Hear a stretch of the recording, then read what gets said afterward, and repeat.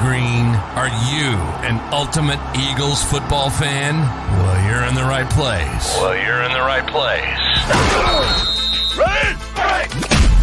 This is Birds 365, hosted by the new Mac and Mac, Jody McDonald and John McMullen. Here we go! Who collectively have covered and talked about more than 50 plus years of Eagles football. Kick off your day with Birds 365. You'll get debate. We love to argue. You'll get the real story from inside the locker room. And you'll hear from some of the great football minds from around the region. You're about to become an Eagles insider.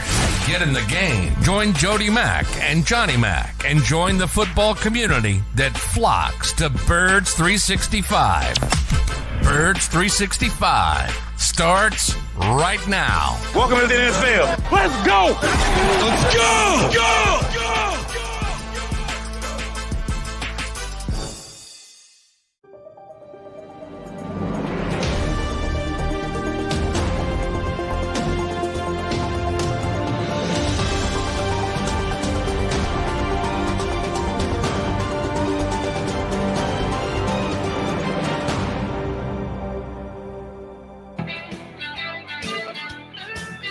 And a good undefeated Thursday morning, Birds fans. You got your Mac and Mac guys here on Birds 365.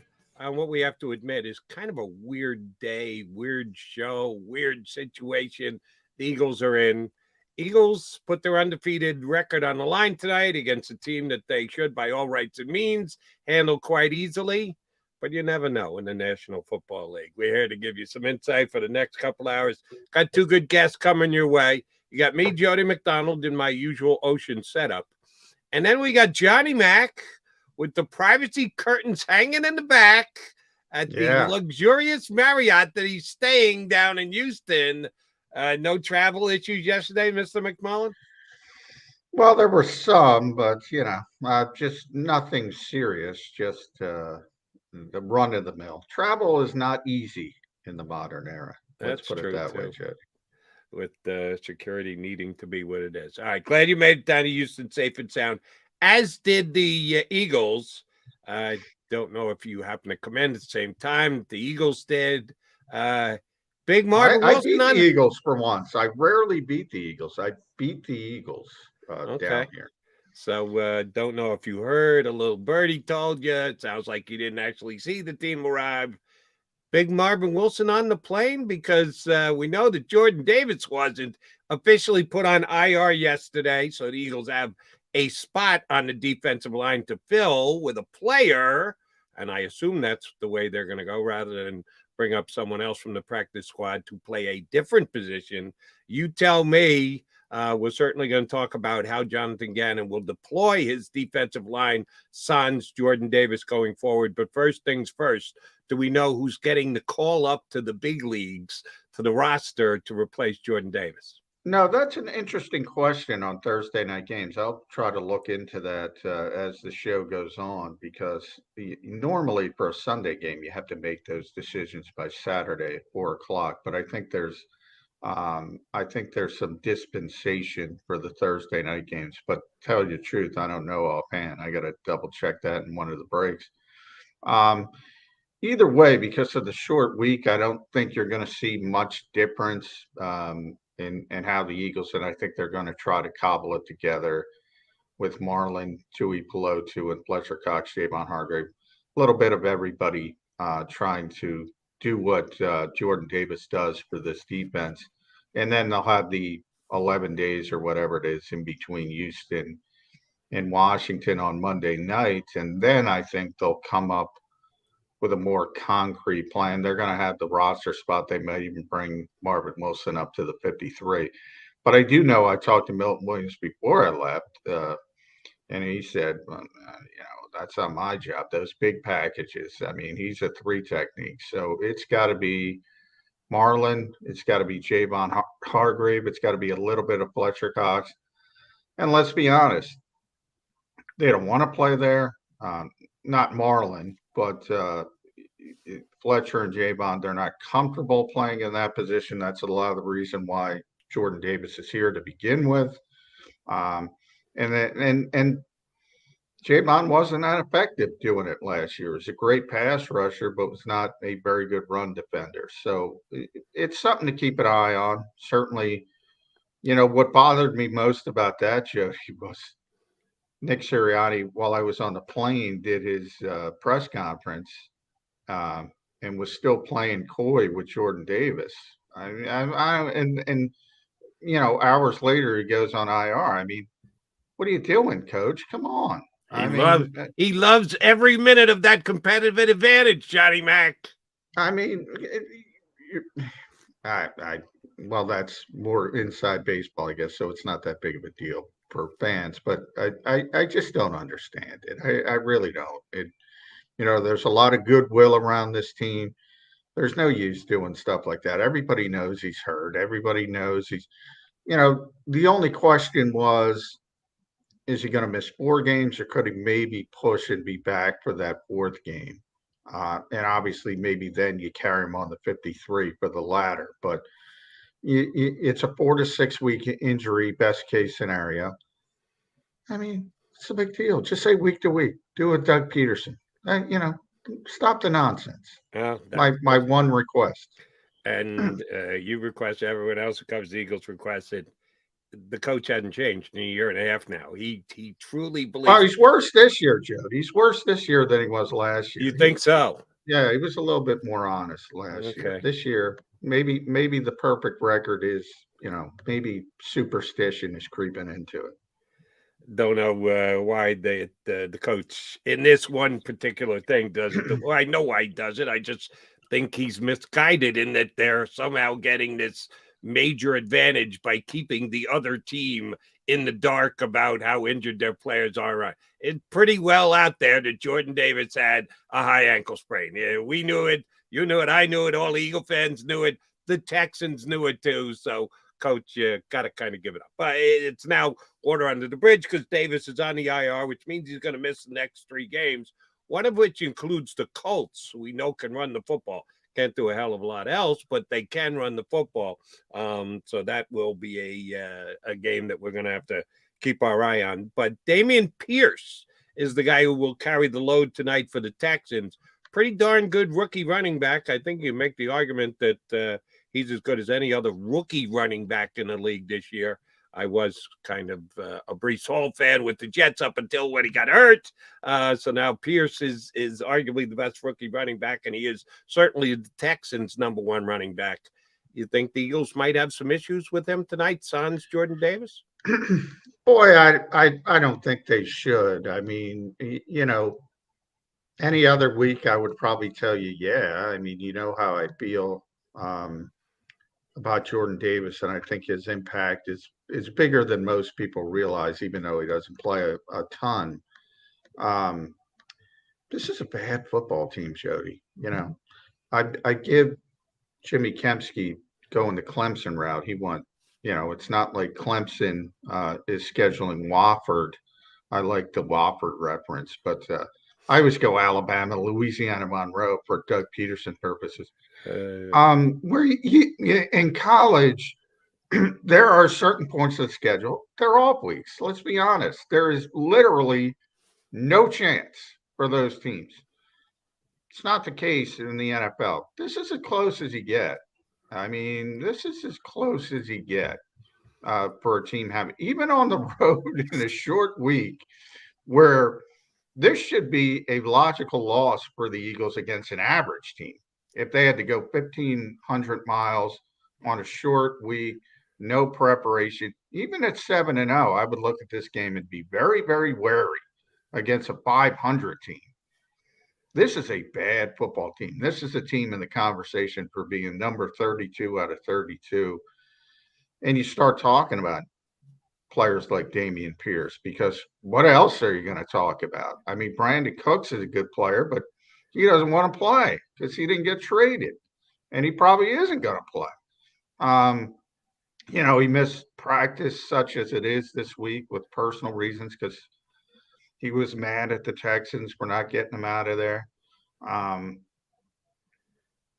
So Jonathan Gannon was Lou Holtzen, as I like to call it, Lou Holtzen up Dameon Pierce earlier in the week. What else are you going to do? But I mean, this isn't a player that's going to scare you. And you should be able to load the box and, maybe make up for Jordan Davis's absence that way against this team. They have a bad offensive line with the exception of Tunsil. Their first round pick, Kenyon Green, is getting beaten up. He went viral. Jeffrey Simmons put him on skates last week. I mean, 6 yards back in the backfield.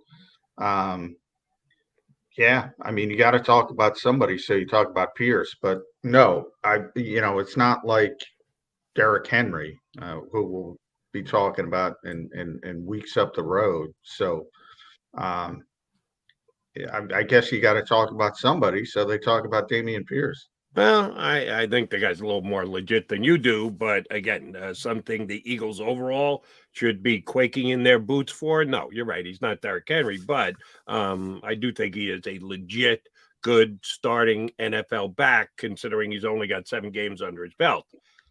I don't know that they have that many other guys that fit that role on this team, John. Your point that they're just a bad football team. They're 1-5-1 on merit is accurate, including their starting quarterback. You missed out on him yesterday. Our buddy John McMullen hopped on, who last year had told me, look at the way Davis Mills is finishing up. Those last 5 weeks of the season, he's one of the better quarterbacks in the NFL. And his numbers did say that. I just didn't like the talent. I didn't like the way he threw the football, and I didn't think he was a starting NFL quarterback. And when John was on us yesterday, he said, yeah, the kid has regressed badly this year, that things have gone backwards for him. People are having trouble remembering the couple of good games that he played at the end of last season. Now, there's somebody you can't even force feed. That is completely and utterly attempting to find an angle to be able to talk about. Davis Mills does not scare me a little bit coming into tonight's game. No, and he's a cautionary tale of those late games of a season where your season's already over and there's no pressure and you play from behind a lot. So maybe you put up some statistics, and it's just a big difference from when you're expected to go into a season and compete and win games, and all of a sudden things go poorly, as they have for Houston. Unexpectedly. I mean, he doesn't have a ton of talent around him, and they've had some bad breaks. And, they drafted John Mechie, who was, I thought, a good pick, and it's certainly where they got him as a potential slot receiver. Everybody probably remembers him from Alabama, and he got diagnosed with leukemia. So hopefully he's doing well. Cooks is still a good receiver, but he doesn't want to play for this team. You mentioned Pierce. Tunsil's a really good tackle. So there are, I always say every team has good players. And that's the case in with the Texans. Steve Nelson, our old friend, is playing well down there. You mentioned Desmond King. I know leading up to the trade deadline, he's playing pretty well. The front sevens, I'm looking at it real quick. They're not playing. Jerry Hughes is sort of like their Robert Quinn. But he's playing better than Robert Quinn was playing in Chicago. He's old, but he can still rush the passer. And they were looking to move him because he still had some value. They have good players, but not a lot. Not a lot compared to the rest of the league. Johnny, let me run this by you, and then we're going to punch up our first guest. Guy's never been on the show before. I've had him on my radio shows over the years as a guest, and he does a good job. Got a new gig these days, is covering the entire NFC East for Fox Sports. Ralph Vecchiano is going to hop in with us coming up in 5 minutes from now. DeSean Watson wrote a fun piece yesterday on NBC Sports Philly about the Eagles not falling prey to boredom, that with a 7-0 record, a little distance between themselves and the other teams in the NFC East, and a schedule that says the Eagles should continue to win, you have a little bit of a fear with boredom. And he said you shouldn't worry about that with the Eagles because of Nick Sirianni, Jalen Hurts, Fletcher Cox, Jason Kelsey, the leadership on this team and the coaching on this team won't let that happen. But I have a partner who does a show with me every day called Birds 365 who says, don't ever forget about human nature, that sometimes human nature creeps its ugly head into things. And if ever there's a game to get bored with, that would be tonight's game. No hometown crowd, no real opposition. Oh, by the way, the crowd that's going to be there will probably be more interested in the Astros and Phillies than they will be the Texans and the Eagles. Is boredom a potential pitfall for the Eagles tonight? Yeah, it is. I think they will be bored. In fact, I would be surprised if they're not lackadaisical at times, but they're still going to win the game. I mean, Jalen Hurts is coming back to Houston to play for the first time. I think he's going to want to perform at a high level in front of his friends and family. I think that's part of it that combats it. Oh, Eagles fans are taking over that stadium. My flight down here, Jody, all Eagles fans. Early in the morning, it might be kind of annoying, but I mean, all Eagles fans coming down to go to this football game. Many dressed in Eagles gear and Phillies gear. They were doubling up. By the way, did you see the Astros put up some high-level trolling? They got an old picture of Jalen Hurts and his Houston stuff. High-level trolling from the Houston Astros. But he's coming back to Houston. He's going to want to perform at a high level. But I expect some, if you want to call it boredom, if you want to call it human nature, whatever. It's a short week. There's a lot of people saying they can throw their helmets out there and beat this team, which they're probably right, those people. So I expect some boredom-like moments in this game. And I know that you had to get down to Houston so you can get all the availability. Did Jalen comment on the fact that he's not only from Houston, it's a going-home game, but that he grew up as an Astros fan? Has he been able to dodge that bullet all week? Oh, yeah, he dodged it. Yeah, he's great at that stuff. He said, loves Houston, has a lot of respect for Houston, grew up in Houston. Philly's my home now. He shouldn't even have to answer those questions, but he does because of his position. But we know who he's rooting for, and that's fine. By the way, you shouldn't worry about that. He can do, he's not, it's not a big deal. You and I have talked about that before. Exactly. That's one of the things that I do laugh when it comes to fandom and dealing with fans on the radio and callers and the like. You expect the players, just because they're drafted in a town, to forget that the first 20 years of their life existed. Oh, no. As soon as you put on a Philadelphia uniform, you got to be a 4-for-4 guy and root for every single thing. If a Philadelphia kid did that, if he had been a Flyer fan, Sixer fan, Phillies fan his entire life, and he landed with another football team, you'd say, oh, of course you have to keep your Eagle loyalty. Well, no, you got to go become a fan of the other team because you expect the guys who come here to Philadelphia to do the same thing. It is. It's as hypocritical as it is. I do laugh when that stuff comes up. But again, just another nod of the cap to the Eagles quarterback, because he never gets tripped up by this stuff. No. He's so narrow focused and so on point that even when something like this, because who cares if he's an Astro fan? Except, of course, when the Phillies and Astros are playing in the World Series, then it does become at least a talking point. Not in Jalen Hurts' sphere, because he does. He has the ability to just keep things narrow focused and on the task at hand. And the task at hand is getting this game over and done with, staying healthy, winning by, if you're planning on betting tonight's game, at least 2 touchdowns, since it's up to 13.5 now. Eagles a 13.5 point road favorite. Damn. You're right. This does on paper seem to be a mismatch. We shall see. All right. He's John McMullen. I'm Jody McDonald. Coming up next, we're going to have a first-time guest here on the show. Not a first-time guest for me. I've had him on my radio show many a time over the years. Did a great job writing for a couple of New York outlets. He's a national guy now for Fox Sports, covers the entire NFC East. We'll talk all things NFC East next with Ralph Vecchiano of Fox Sports here on Birds 365. Philly sports fans, I'm Tom Giordano from Pondley Hockey Giordano. First and foremost, thank you for watching the Pondley Hockey postgame show. But right now, we're giving away tickets to the World Series. Follow Pondley Hockey on Instagram and check out our posts for your chance to win tickets to all 3 Phillies home games. Go Phillies and go Birds. Welcome to Pondley Hockey, the largest workers' compensation law firm in Pennsylvania. With over 250 years of combined courtroom experience, we've helped over 100,000 injured and disabled workers obtain benefits, as well as some of the biggest settlements in the state. Even better, Pondley Hockey doesn't charge a dime until you win. If you've been injured at work, give Pondley Hockey a call. Go to get your game on. Go for the beers. Go for the cheers.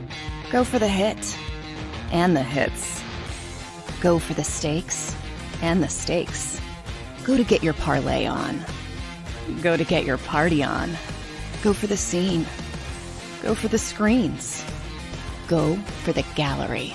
Go for the win. Go to Ocean. Visit theoceanac.com to plan your visit.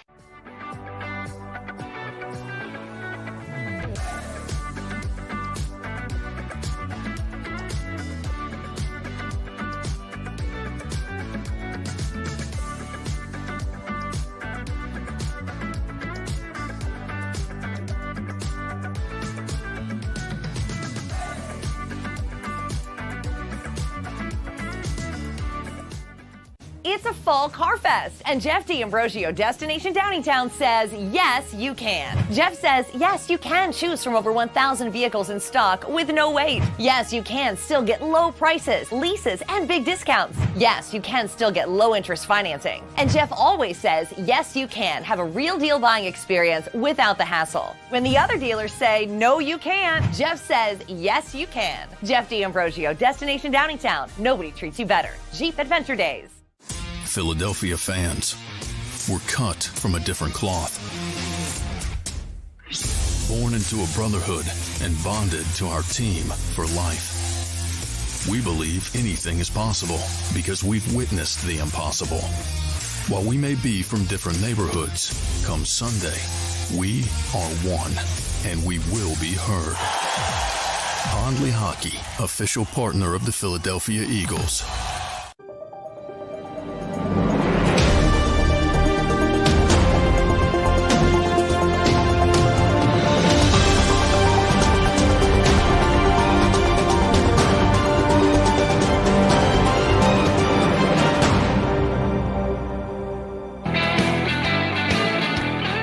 You got your Mac guys here on Birds 365. We're going to not only talk Eagles, but the entire NFC East with our next guest.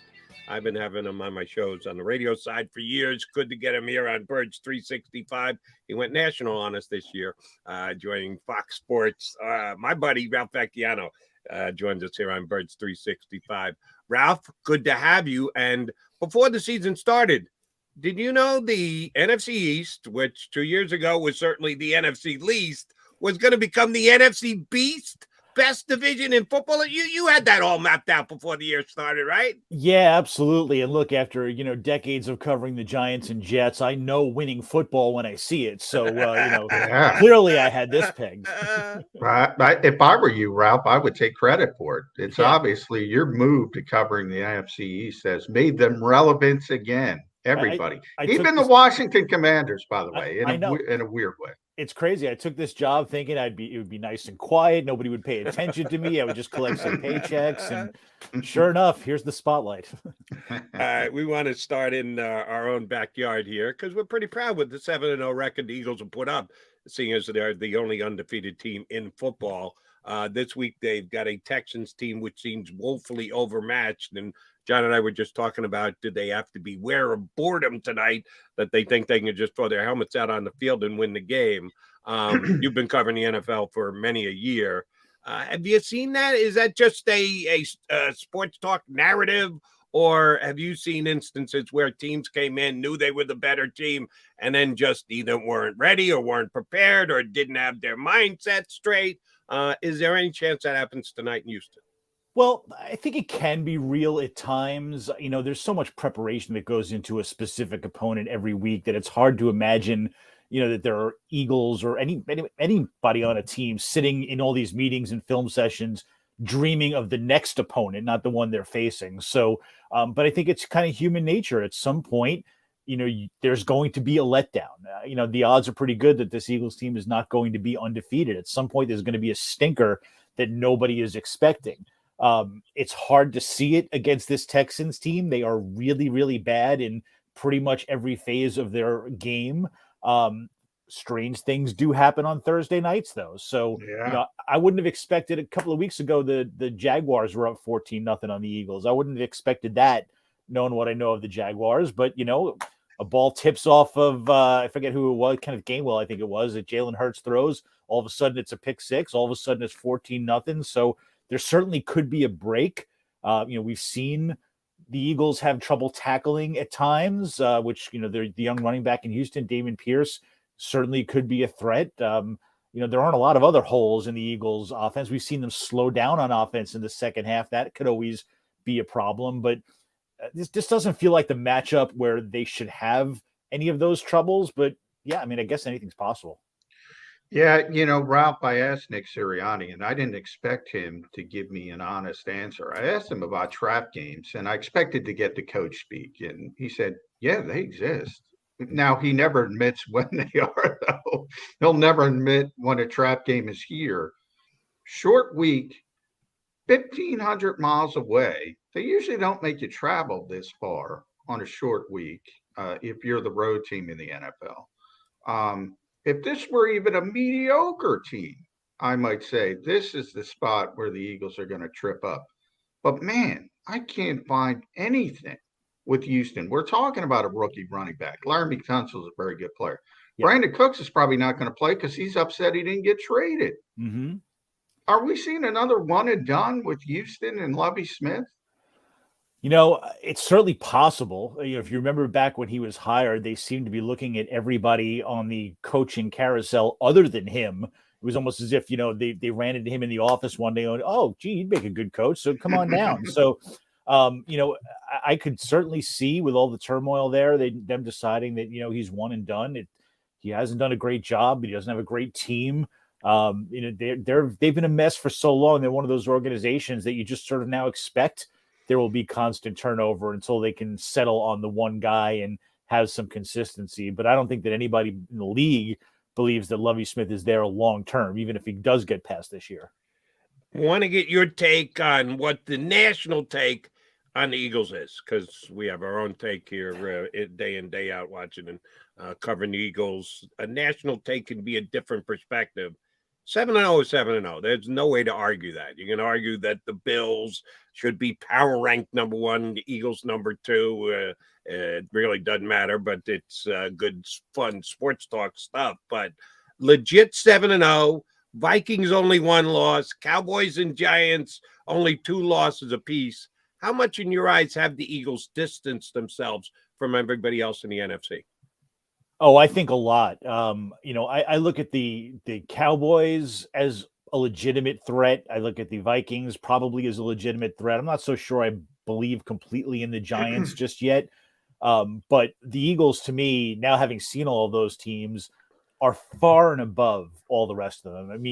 They obviously show they're far better than the Vikings. The Cowboys, I think, will get better with Dak Prescott there, but they've got some holes that the Eagles just don't have. I look at that team and I don't see holes on the roster, and I love the way they're built. I'm old school. Playoff football to me is you're going to have to run the ball. You're going to have to stop the run. You're going to have to dominate the trenches, the line of scrimmage. I know it's a passing league, but when it comes right down to it in the playoffs, you still need those normal intangibles. And the Eagles have them, I think, better than any team out there, maybe other than the Bills. The Bills to me are right up there with them. I think they're 1 and 2 in the league. I think nationally, there might be a little bit of skepticism of where the Eagles rank, whether they are up there with the Chiefs and the Bills, only because they haven't shown that really explosive passing game that now everybody loves and everybody wants to see, because that's not the type of team they are. They're not Yeah, they've had games obviously last week where they throw a lot and have a lot of touchdown passes, but you're not going to see Jalen Hurts go out there and have to throw for 350 for them to win. It's just not that type of team. And I think that's what everybody thinks of now as a great team. So there might be a little skepticism of whether they're 1 or 3 or 4 or 5. But from what I've seen, I don't know what team out there is better than them. I'd love to see them play the Buffalo Bills right now. I think that would be a fun matchup because those, to me, are the 1 and 2 teams in the league. Ralph, let me tap into that old school mentality of yours, because one of my concerns with the Eagles, and there aren't a lot, is tackling. They're not a good tackling team. They're, if you believe Pro Football Focus, they're 31st in the league. It's the only thing they don't do well besides special teams. They're not great on special teams as well. But when it comes to offense, defense, the only thing they're not rated highly in is tackling. And Jordan Davis goes down last week with a high ankle sprain. So he's going to be out minimum of 4 games. He was a big part of their run defense. He was a big part of turning 1st and 10 into 2nd and long or 3rd and long. All of a sudden, you don't have the big guy in the middle. You have undersized players at every level. Hassan Reddick up front. You got Kaiser White at linebacker. Chauncey Gardner-Johnson's at corner, playing slot corner, playing safety. James Bradbury, very well, tackling not the top of his resume. Darius Slay, same thing. Giants have Saquon Barkley. Derrick Henry's coming up on the schedule, Jonathan Taylor. And we know January football is a lot different than September football. Could that be the Achilles heel? I mean, it certainly could be. I don't see an issue with anything they do on offense. So if there is an Achilles heel, it'll be on the defensive side. They can cover pickoff passes with the best of them. The 2 issues I have, and it's nitpicking in terms of the rest of the league. You're putting them on are they good enough to go undefeated? Are they good enough to win a Super Bowl? Most teams would take their tackling, most teams would take their pass rush, but I have issues with those 2 things as to whether they are the elite of the elite. The tackling is definitely a problem. Losing Jordan Davis is not going to help against teams that really can run the ball. I do go back and forth on that a little bit because it's seemed to me, and I've watched every game now, obviously, of the Eagles, they don't tackle in bunches. And then they do tackle for periods of time well. They had that Detroit game that I don't think they made a tackle in the entire game. It just constantly breaks. They will go stretches of games where they're stopping guys like crazy, and then all of a sudden, guys are breaking past them. And it's more to me the inconsistency than their inability to do it. And the same with the pass rush. That pass rush will disappear for long periods of time, and then they'll come out and have 2 or 3 series in a row where they're all over the quarterback. And I don't quite know the answer to that as to why it just comes and goes, but could it be an Achilles heel? Yeah, absolutely. It's something to watch. If you're wondering who could take them out in the playoffs, I don't think the Giants have the passing game to really do that. I think you can load up against the run, but sure, Saquon Barkley could come in, and you tell me he's going to get 150 on him, I'd buy that. Same with the Cowboys. If they could come in and Pollard and Ezekiel Elliott could do something like that, yeah, I buy that completely, because that run defense is an Achilles heel, and I think the pass rush is as well. All right, you started to answer my next question, but let me get a little bit more out of you about the team that, yes, you covered for years, the Giants. You said previously that the Cowboys seem a little bit more legit to you right now than the Giants. Both teams, same record, but they did face off, and the Cowboys won up there in New York. So I think most people would agree with you if you're putting them in order. The standings say right now, Eagles, Cowboys, Giants. Is it just Daniel Jones and his inability to throw the football? The Giants' offense is just Saquon right, Saquon left, and a cloud of dust. They are 6-2. They've got one of the best records in the conference. What is it about the Giants that you're not ready to call them a true contender yet? Yeah, I'm swimming upstream here because they are 6-2, and that matters. And a lot of Giants fans keep telling me, shut up with the criticism of them. They're 6-2. Who's better than them? My problem is, I have 2 problems. One is I'm conditioned to the losing. I've covered them for a decade. I'm just used to this team not being very good. But the other is, this is a passing era. and they can't pass. I actually like Daniel Jones as a quarterback, and I think in the right situation, he could be a good quarterback. And the fact that he can run and is smart about when he runs is a huge weapon to have. But I don't know that I've ever seen a worse receiving core than what the Giants have. They got Darius Slayton is their best receiver. He was their fifth receiver going into the season. They tried desperately to trade him in the summer, and nobody would take him. Their second best receiver is Wan'Dale Robinson, a rookie who's 5'8", and he's played, he's on his third game. Their third receiver is Marcus Johnson, who's been on like 7 teams in 6 years and was including the Eagles. Marcus Johnson, good guy, by the way. Yeah, terrific guy, but should be your fifth or sixth receiver. So they're loading up all these fifth and sixth receivers, throwing them out there. Nobody's getting open. They're dropping passes. They just can't move the ball through the air. And I think if you do that, what they're seeing, what they saw in Seattle, is teams are just going to load up more than I've ever seen against the run. And yeah, Saquon Barkley is always a threat for a big game, but he's one of those guys.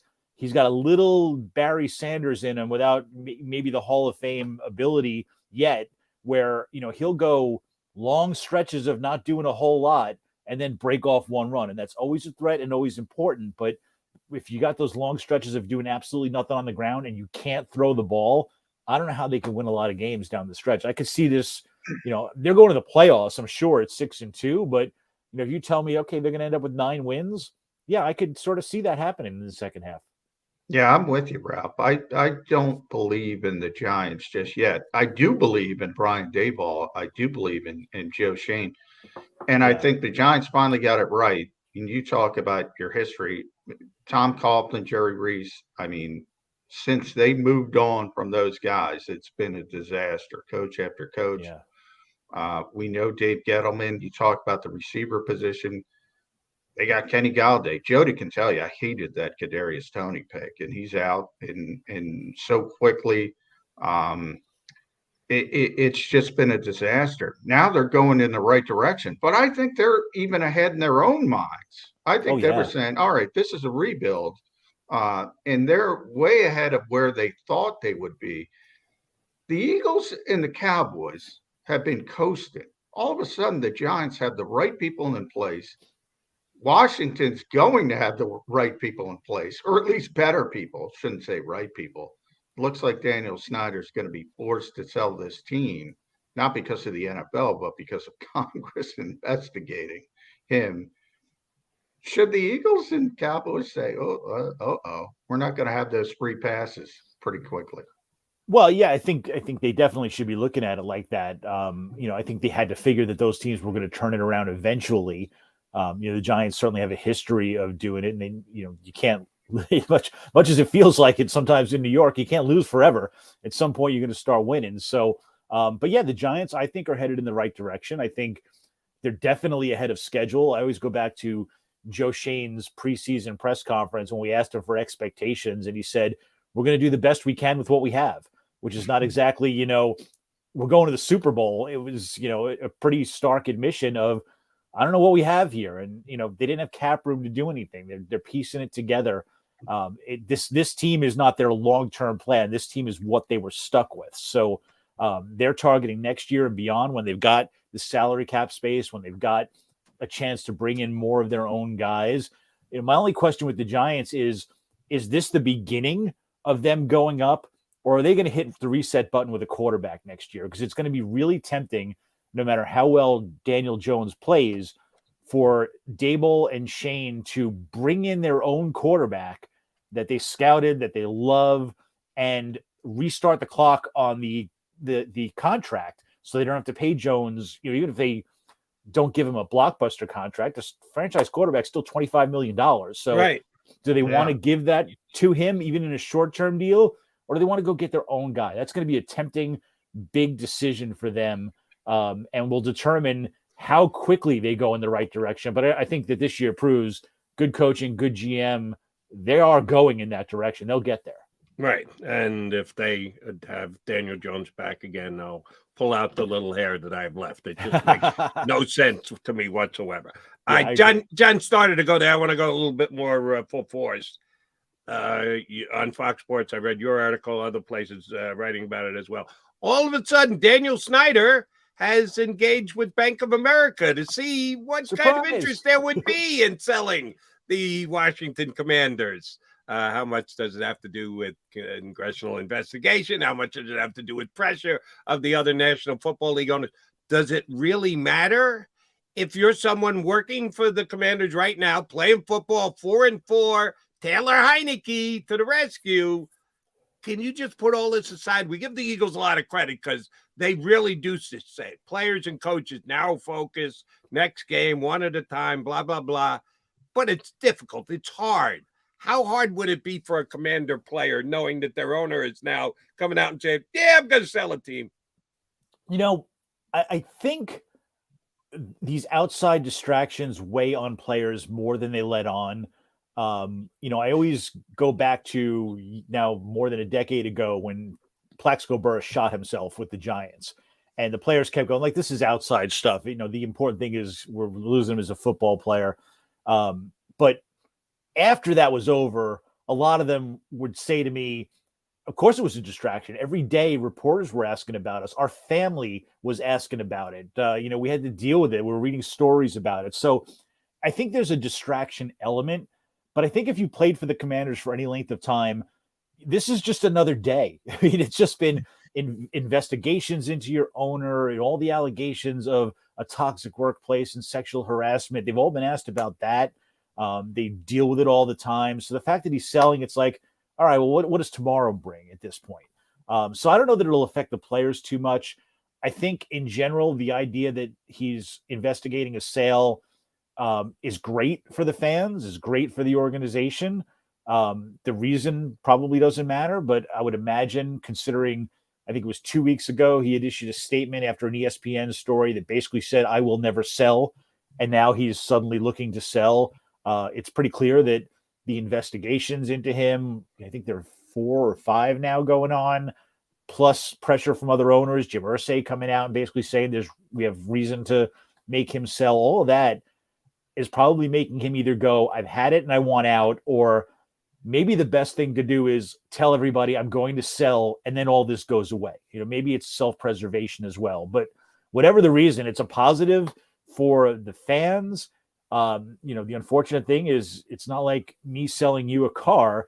It's probably going to be a year or so before this is actually real. Yeah. But, you know, at least there's an end game down the horizon that people can look forward to. And, you know, Ron Rivera is a good guy. You hope that he can sort of navigate through all this and maybe squeeze some wins, which it seems like he's doing. But, you know, it could be a distraction, but I think the players are kind of used to it down there by now. Yeah, and you know, for the fans in the Washington area, in the DMV, as they call it, people will be lining up to build Washington a new stadium if Daniel Snyder sells the team. So that would be a positive as well. I want to talk about that football team, though, Ralph, because they're better than people realize. But the Eagles are playing so well. The Cowboys are playing so well. The Giants are playing so well. All of a sudden, they're at 500. And Chase Young is coming back. They've activated his 21-day window. I'm of the belief that they're a better team with Taylor Heineke than Carson Wentz. Now, I'm not disparaging Carson early in his career in Philadelphia. I think people pile on too much. But for whatever reason, and there's a lot of them, he's not the same player. They're better with Taylor Heineke. Is this a team that could make a playoff run? I think a playoff run for them is certainly possible. I mean, right now they are tied for the last playoff spot. It could be tough in this division because, you know, they're the weak link right now. They're the team that you would think, well, the Eagles and Cowboys and Giants, okay, they play the Commanders this week, they can fatten up a little bit. I don't think the Commanders are going to have an easy division game at all. So, a playoff run is going to be challenging for them, but I do believe they might be at least temporarily in a better spot with Taylor Heineke. You know, I think Carson Wentz is more talented than him. Oh, yeah. I don't think there's any question about that. I think that Carson Wentz is also prone to the big mistake.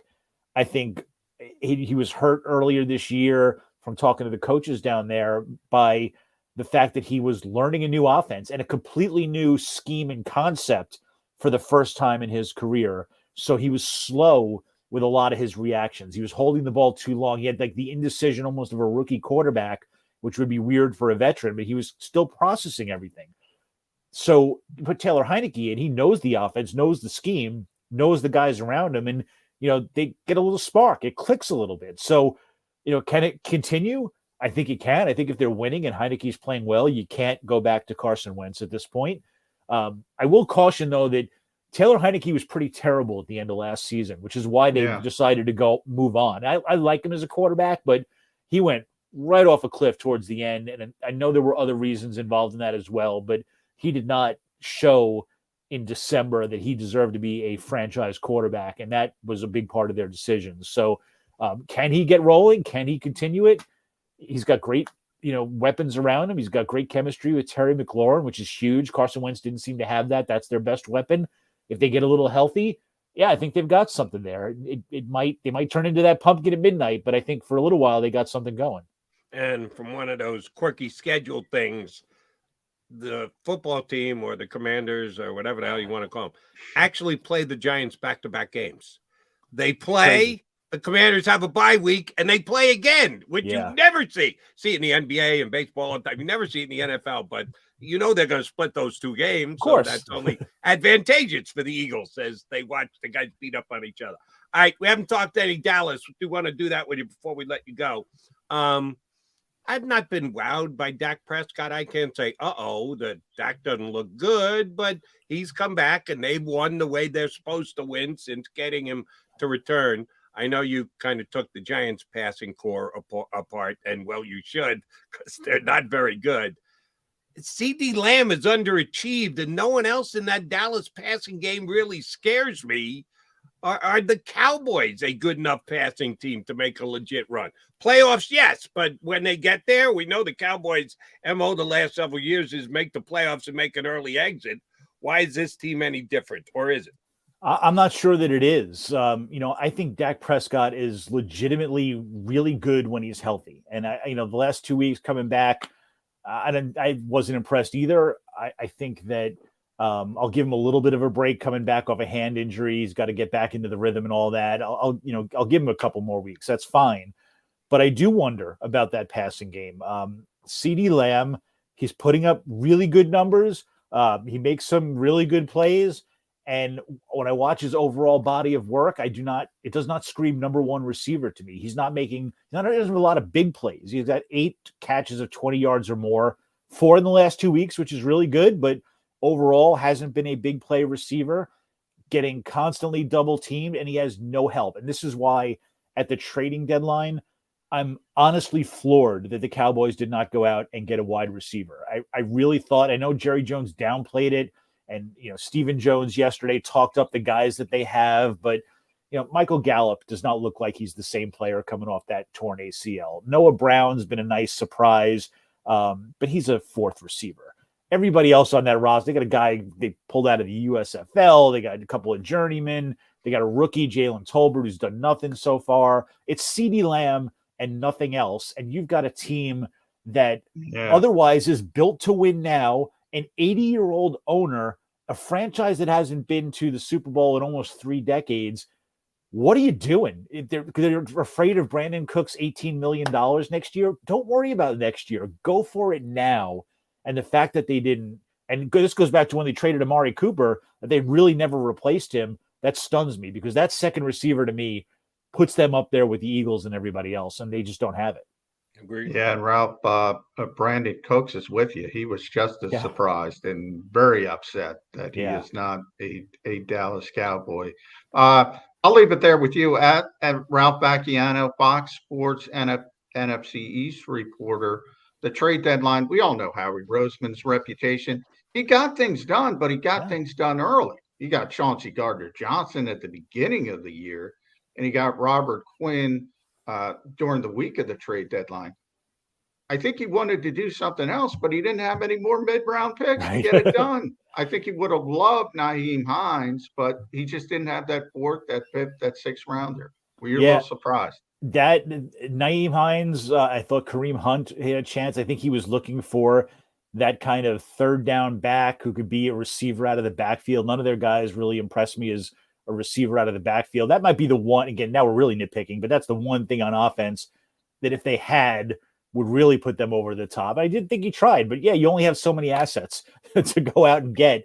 I think the price on Kareem Hunt was a 4th-round pick. If I'm not mistaken, the Eagles don't have a 4th-round pick. No, So didn't have a 4th. yeah. They gave it up for Quinn, so Yeah. they kind of made that decision. Yeah, and so if if the other team doesn't want a different combination or a 2024 pick, there's nothing you can do about that. So, I think he probably tried, but to me, and I don't get down on him for not being crazy active at the trading deadline because of exactly what you said. You look at his body of work. They traded for A.J. Brown. They traded up for Jordan Davis. They traded for Gardner Johnson. He is as aggressive as anybody in football, but he got it done in the offseason more so than the trading deadline. All right, Ralph, last thing, if you got a spare New York Daily News on your desk there, I want you to put your hand on it and the other one on your heart, so I know you'll be telling me the truth. Up on the wall. Watching tonight, Eagles and Texans, how tempted will you be to flip over to the Phillies and the Astros and watch Game 5 of the World Series, knotted at 2 apiece, rather than the Eagles cruising with a 17-point lead early in the third quarter over the Texans? Jody, I'm a lifelong New Yorker and a Mets fan, so I am more tempted to flip over to the Great British Baking Show than I am to the World Series. Shot on goal on the Phillies. I'm happy covering the Eagles. Actually, the organization's great. The people are great. I'm happy for Eagles fans, but as a Mets fan, and I think everybody can respect this, it makes me a little sick to see the Phillies in the World Series. Fine. So I'm not. I don't know if everyone's going to respect it, Ralph. Well, Jalen Hurts pictures with Houston gear on because he's from Houston. He likes the Astros. That's not allowed in Philadelphia. Well, hopefully they'll respect my passion, even if they hate me for saying that. Well, that's why I said you got to put your hand on the Daily News, because I needed truth out of you, and you gave us just that, Ralph. And Alicia on Birds 365, we appreciate the truth. Great job. We appreciate you joining us. We'll certainly get you back on later in the season. Thanks for getting up and doing it with us this morning, big guy. My pleasure, guys. Anytime. Ralph Anquiano, FoxSports.com, jumped national this year. I've had Ralph on forever because he's a native New York guy. Wrote for years for the New York Daily News and did some work for SNY up in New York as well. Gave us a good divisional read. All right, he's John McMullen. I'm Jody McCown. You got your Mac guys here on Birds 365. Yeah, showdown. Can we even call it a showdown against the Texans tonight? We'll come back. We'll analyze tonight's game a little bit more. Bob Groat's going to join us in hour number 2. Always fun when we get the Groats man on. John McMullen, Jody McDonald, Birds 365. Stay here. Go to get your game on. Go for the beers. Go for the cheers. Go for the hit and the hits. Go for the stakes and the stakes. Go to get your parlay on. Go to get your party on. Go for the scene. Go for the screens. Go for the gallery. Go for the win. Go to Ocean. Visit theoceanac.com to plan your visit. Since 1977 at Rafferty Subaru, we have always been about our customers and the community. Early on, a safe and durable option, we've evolved to become the best overall brand according to Kelley Blue Book. Over the last 14 years, we've donated thousands of dollars through the Subaru Share the Love event and found homes for hundreds of pets. The Rafferty family is proud of our 45 years in business. This month, celebrate our anniversary with special financing on select models. Visit us and see why.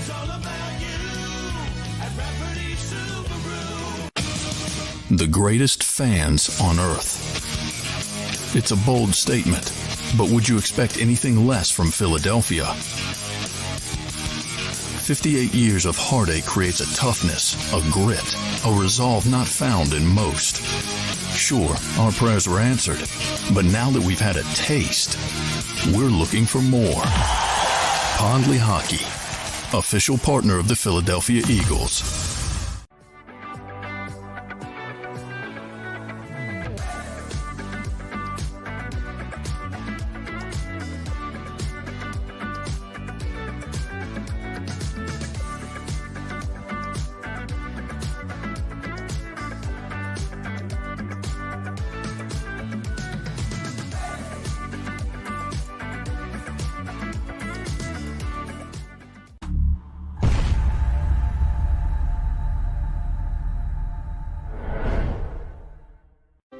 Welcome to Pond Lee Hockey. We've helped over 100,000 injured and disabled workers obtain benefits, as well as some of the biggest settlements in the state. If you've been injured at work, give Pond Lee Hockey a call. Philly sports fans, I'm Tom Giordano from Pond Lee Hockey Giordano. First and foremost, thank you for watching the Pond Lee Hockey postgame show. But right now, we're giving away tickets to the World Series. Follow Pond Lee Hockey on Instagram and check out our posts for your chance to win tickets to all 3 Phillies home games. Go Phillies and go Birds.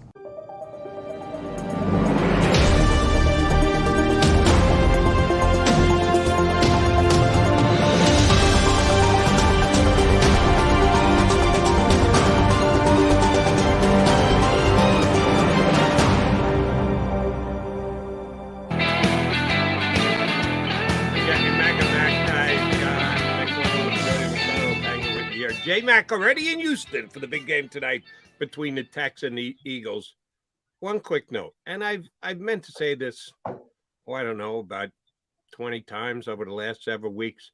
We got a new commercial here on the Birds 365 show. The guys from Pond Lee Hockey, I think he was sitting in front of the same curtain you were. Does that guy not look like a younger Chase Utley? I got to take a better look at it. When next they show it, let me just plant that seed in your mind. When next you see the commercial, right. The guy looks. I'm going to be looking at the curtain now. I'm going to be mesmerized. I just made that up about the curtain, but no, I legitimately mean. Well, they're all the same. The curtains, yeah. The guy from Pond Lee Hockey looks like Chase Utley of about 15 years ago, a young Chase Utley. Because have you seen any pictures of Chase coming back for the playoff games here in Philadelphia? I have seen him. He got gray fast. Now, it takes one to know one. But, man, Chase, and he's there with all his teammates. All the other guys still have pretty good hair, and most of it's still some shade of dark as compared to Chase, who's gone gray quick. By the way, with all the former Phillies that are back, and I saw Julius Erving was there, and all the Eagles that are there when they're in town, and Sixers, and Hollywood stars and Miles Teller and the like. Are there any fans there? Is that like 20 of the 46,000, 20,000 is these so-called stars? Oh, yeah. I don't think the stars are making the noise that is just blowing the roof off that place. It has been good, except for last night. I kept Jody McDonald will be there, so you'll be in the star. I will be there category. tonight. I was hoping you'll be in the star category. Was rooting against hoping against our own Devin Caney. She's in the star category. Okay, we'll see if we run into Devin there tonight. I wanted tonight to be a closeout game, seeing as they got 0 hits last night. I kept waiting. All right, got to rewind. See a hit, rewind. No need to hit the rewind factor last night because the Phillies got exactly 0 hits. Tonight will not be a By the way, is it just some, obviously, a no-hitter in the World Series should be a big thing. It is a big thing. But it doesn't have the same cachet when it's 4 pitchers. Right. Is that just me?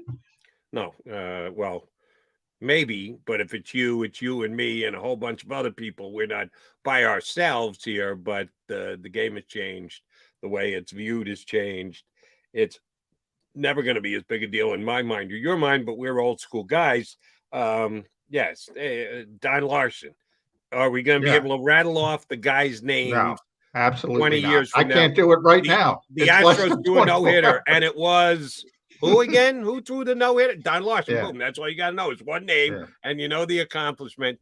It's just not going to match up. But that's a good thing if you're a Phillies fan, because you don't want to remember the names of who no-hit the Phillies in the World Series. Only the second time it's ever happened. All right, so we got Houston against Philadelphia. In Philadelphia, we got Philadelphia against Houston. In Houston tonight with the Eagles taking on the Texans, who are a legitimate 1-5-1. They're a bad football team. I know you asked the question of Ralph Vecchiano, and I've had a kind of love-hate relationship with the way I look at Lovie Smith over the years. Loved him as an NFL head coach. Loved him when he went back to college.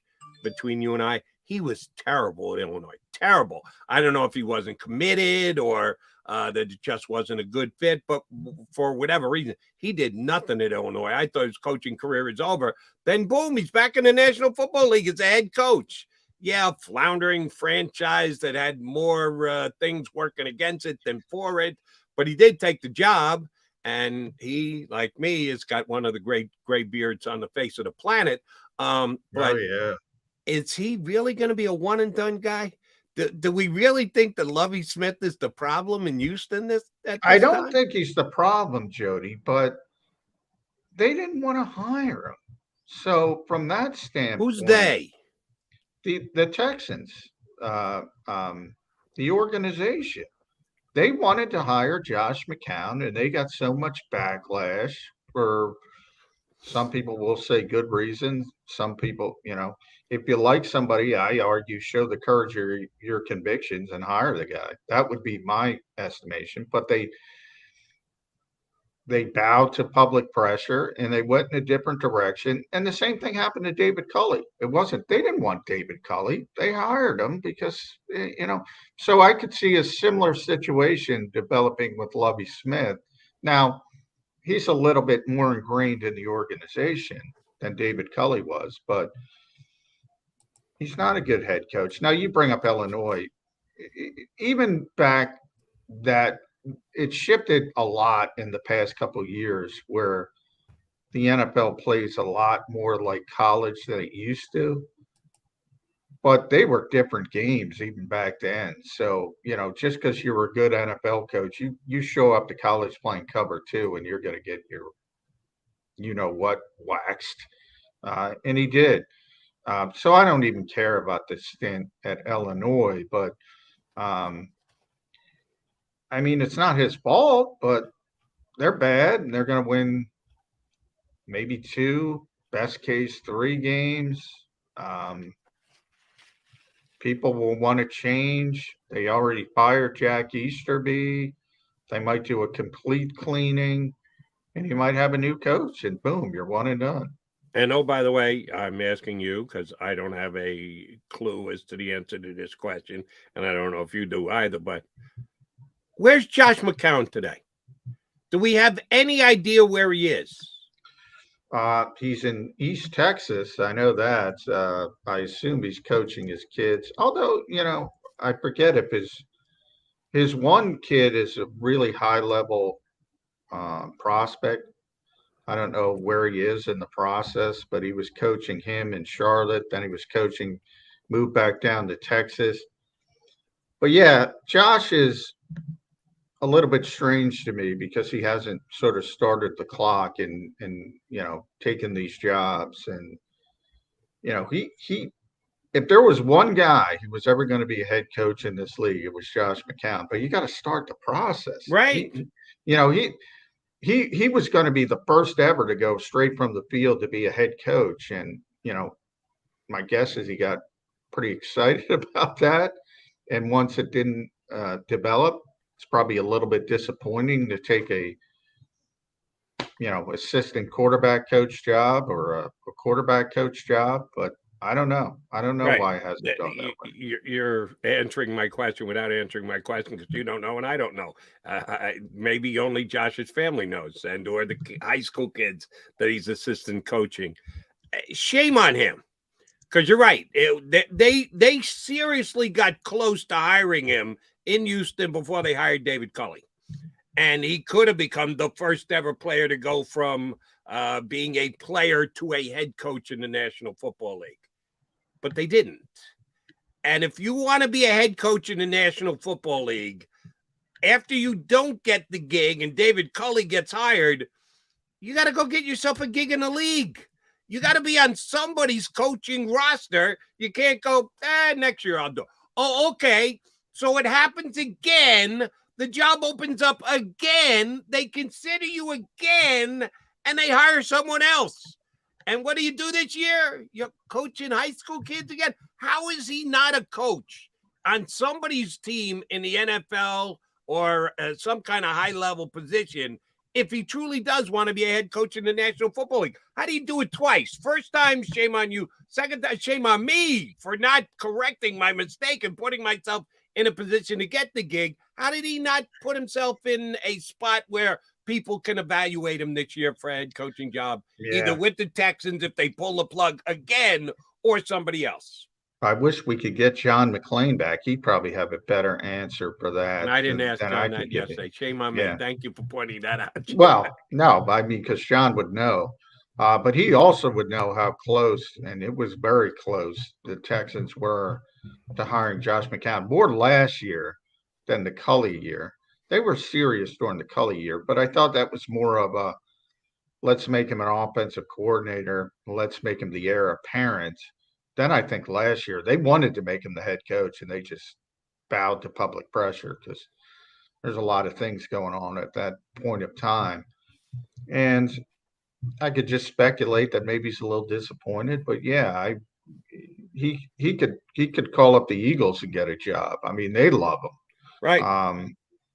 He played for half the league, and he left on good terms with every single team he ever played for. So you don't think he could get an assistant coaching job just by making a phone call? Easily. I mean, Alex Tanney is sort of the quality control assistant in Philadelphia now, the former Giants backup, and played for a bunch of different teams. The Eagles think he's got a bright future. They would have done the same thing in a second. There was talk, the Eagles, and McCown's farther along. Everybody, I don't know what it is, but I do know what it is. I mean, if you've ever met Josh McCown, if you ever talked to him, he's one of those guys that just connects with people, sort of Nick Sirianni. And that's a big part of coaching. That's a big part, managing personnel. He just gets along with everybody. He just connects with everybody. And obviously he's learned every offense under the sun because he's played for that 75 teams, as you mentioned. He knows every offense backwards and forward. He's just a really bright football guy, so to speak. And the Eagles were thinking about making him the offensive coordinator. It wasn't serious, but he was in the conversation. And that's how highly regarded he was by them. And to be able to skip steps like that is unheard of in this league. And ends up, Texans didn't want to take the gamble. You got to go in a different direction. Or maybe he decided he didn't want to do it. That's a possibility. He's made a ton of money. He played for 18 years, even as a backup quarterback for the vast majority of that. He's made a ton of money. He doesn't have to go grind, and maybe it's that. And if that's his choice, more power to him. You're right. There's no obligation to become an NFL head coach, even if you are a guy who has all the traits necessary to become one. Do what you want with the rest of your life. Josh, on you. Best of luck. Good luck. Enjoy the rest of your life. But he is interviewed twice now. He hasn't come out and said, listen, I've got no desire to be a coach. I'm going to enjoy retired life. I'm just going to coach. Well, I meant he's interviewed twice for the gig. No, I meant no desire to be a coach, a lower level coach versus head coach versus even offensive coordinator versus quality control, even positional coach. There's a big difference there. Here's why I don't buy that. And if it is the case, and you might be right, shame on him. He was a backup his whole life.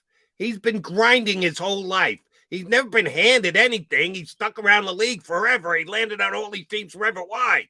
Because he's willing to do the work, put in the time and effort. Now all of a sudden he goes, well, I don't have to do it. Just either hand me that. Well, I just mean he's got kids, he's got a wife, he's got a lot of money. And I just mean it from a money standpoint. There's a big difference between head coach and quality control coach. And he's got a lot of money. That's all I'm saying. I don't know if that's the case. I'm saying I'm throwing it in the hopper. There's that's not a lot of money to be a quality control coach in the NFL. Right. And my point would be, if you've made enough money, then why does money mean anything? Either you like what you're doing or you don't. Yeah, he doesn't make money coaching high school. That's for right. Sure. Yeah, you're doing that for the love of the game. You can't be a quality control coach. He's doing that for the love of family too. He's doing it with his kids. So great. All right. I got to give credit to my friend, John McMullen, who, before he left for Houston, did get involved in the Eagles press gathering with the coordinators the other day and specifically asked Jonathan Gannon about why he didn't put in some backups in his back seven on the defense. Thank you very much for asking that question, John. And I told you this via text, and I think I mentioned it here yesterday when Barrett was filling in for you. I'm throwing a BS flag. Are you kidding me? That Sirianni said, no. We can't put the backups in there. He lets the offensive coaching staff empty the bench and put in a whole new offensive line and Britt Covey at wide receiver. But God forbid they put Zach Mack or Kayvon Wallace or Nakobe Dean into the game. And the whole thing about, well, we were kind of backed up. They put the offensive subs in when the Eagles got the ball at the 10-yard line. Good old Gardner Minshew took about a minute and a half off the clock. They punted out to the 50. Oh, so you can't swap out your defense because the other team's at the 50, but you can put in all your backup offensive players when you get the ball at the 10? Come on, don't give me the field designation as to why they didn't do it. He didn't give you an honest answer on that, J-Mac. Yeah, I don't. I think he gave an honest answer. I think, remember, Nick Sirianni's the CEO coach now, so Nick is involved. I think there's a bigger deference to certain players than other players. Now, the guy who surprised me is Darius Slay, because he should have that deference. So other than Zach McPherson, like the offensive line, well, I mean, it's Kelsey, it's Lane, it's Isaac, it's Jordan. They all have this incredible deference, and I'm surprised Landon Dickerson doesn't even get it. And maybe that just came down to numbers. I think it's more of a deference thing than anything else. Like they're not going to defer to Chauncey Gardner-Johnson and Marcus Epps and TJ Edwards and Kaiser White but Slay is the one that is strange to me, especially on a short week. You got a game on Thursday, but yeah, I would have subbed out, and they didn't have a lot of options because Josiah Scott got hurt. Josh Jobe was inactive because he was hurt. So really, we're talking about three players. We're talking about Zach McPherson. We're talking about Nakobe Dean. We're talking about Kayvon Wallace, and in the case of Nakobe Dean and Kayvon Wallace, they play positions where the starters aren't getting that deference. So I kind of put them aside. The Slay, I can't explain at all. Here's why I throw the BS flag on, and you can either accept it or not. The Eagles may be, and maybe we're too immersed in it because we cover the Eagles every single day. The Eagles may be the most guarded team in the National Football League in protecting their players from injury. We questioned, at least in my respect, railed against the little that they practice, the days off that are given, the short time that is dedicated to prepping for a season. And oh, by the way, I've had to eat a lot of crow since they're 7-0. But they bend over backwards. What's my favorite Eagles physician / doctor / dictate? Arsh Denoda. You got to see Arsh on the field the other day. Yeah, was Arch consulted at all with the fact that they're putting Chauncey Gardner and Marcus Epps out there to potentially get hurt when they're up by 21 points with 7 minutes left to go? I'm guessing he got in somebody's ear afterwards and said, "What the hell are you doing? You got to protect these guys. That's why we're 7-0, because we protected these guys." Completely by the wayside. I'm sorry, I'm not buying, John. Well, Arsh has got nothing to do with game days. I'm not going to go that far. But if you're not going to buy it, you're going to buy Nick Sirianni gives Jonathan Gannon autonomy for defensive playing time. I don't know if that's necessarily the case.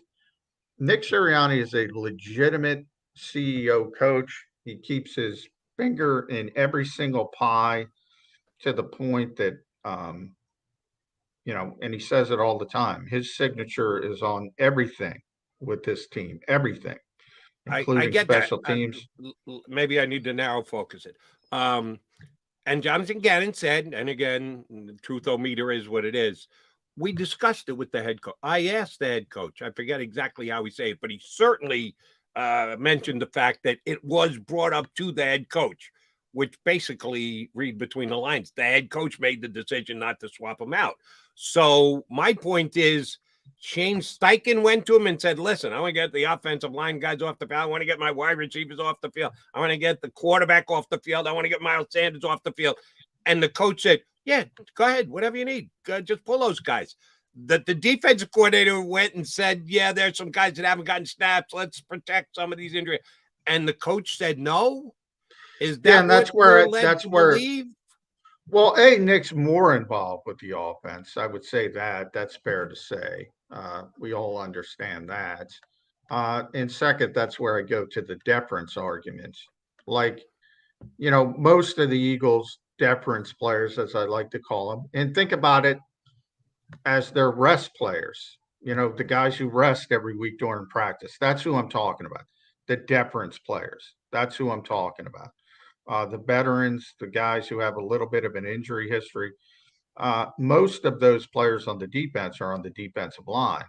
And, it's already a rotational position to begin with. Those guys' reps were limited. Marlon had a career high. And that's why I buy more into the deference theory, because it showed up to the deference players.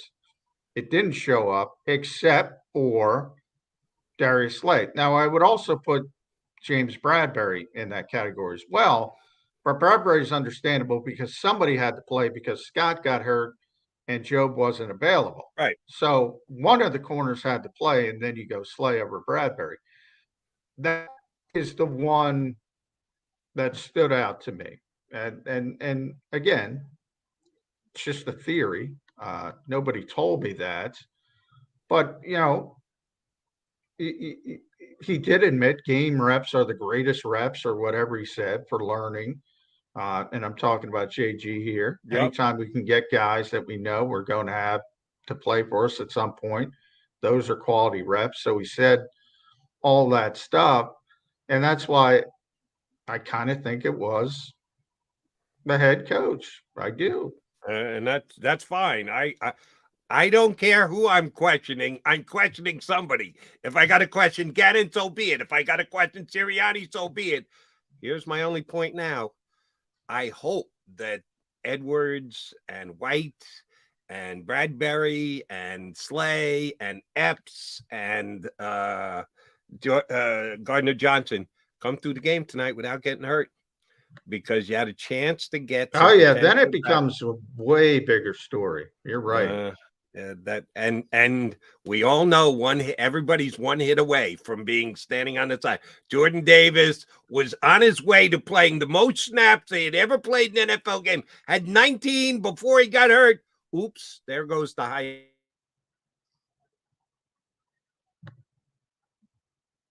Haven't been beat up by injuries this year. You better hope it stays that way coming out of tonight's game against the Texans. All right, McMullen and McDonald here with you. We'll take a quick time out. The evil minister is joining us next. We love him whenever he jumps aboard. You don't think he's moved on Bradbury, do you? You should know, right? No, he's entrenched. He's dug in there.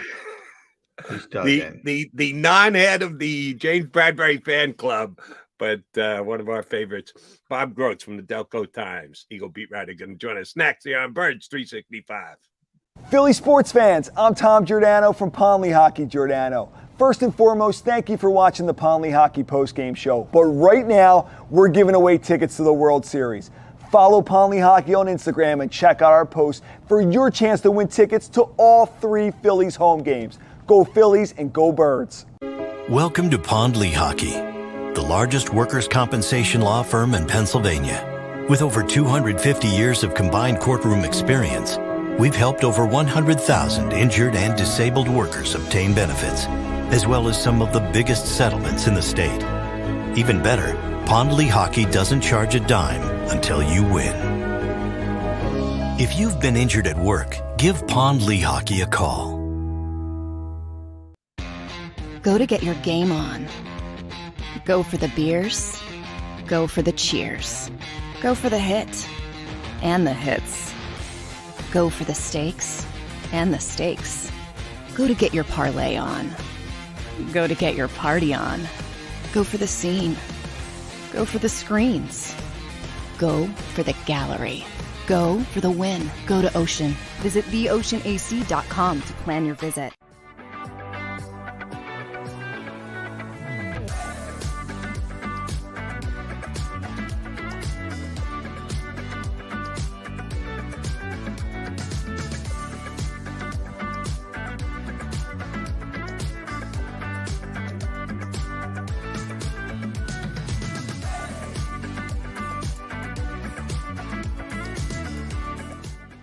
It's a fall car fest, and Jeff D'Ambrosio, Destination Downingtown, says, yes, you can. Jeff says, yes, you can choose from over 1,000 vehicles in stock with no wait. Yes, you can still get low prices, leases, and big discounts. Yes, you can still get low interest financing. And Jeff always says, yes, you can have a real deal buying experience without the hassle. When the other dealers say, no, you can't, Jeff says, yes, you can. Jeff D'Ambrosio, Destination Downingtown. Nobody treats you better. Jeep Adventure Days.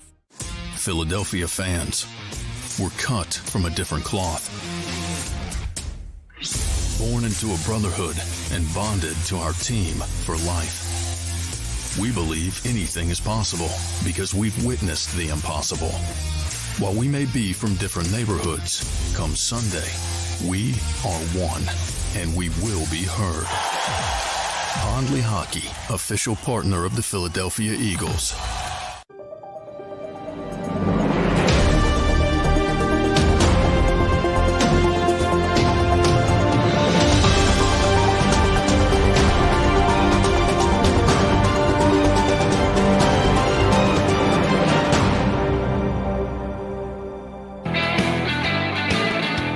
Birds 365 on a game day, undefeated Thursday.